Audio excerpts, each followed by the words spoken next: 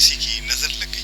हर road, गली मोहल्ला, रास्ता, नाला टूट फूट का शिकार है। हैदराबाद के शहरी पहले ही शहर में बढ़ती ट्रैफिक के अजाब से परेशान है और गली मोहल्लों में नालों की सफाई न होने के सबब गंदा पानी घरों में दाखिल हो जाता है। लियाकत कॉलोनी प्लाट नंबर 36 नाले वाला रोड, जहां नालों की सफाई सुथराई न होने के सबब पानी अक्सर औकात रस्तों पर जमा होता है, जिसके सबब आने जाने वाले नमाजी हजरात और स्कूल के बच्चों को बहुत दुश्वारी का सामना करना पड़ता है। पर इंतजामिया ने अवाम को परेशान करने का इरादा जो कर रखा है, तभी इंतजामिया के एहलकारों को ऐसी जगह नजर नहीं आती जहां अवाम की वो खिदमत कर सके।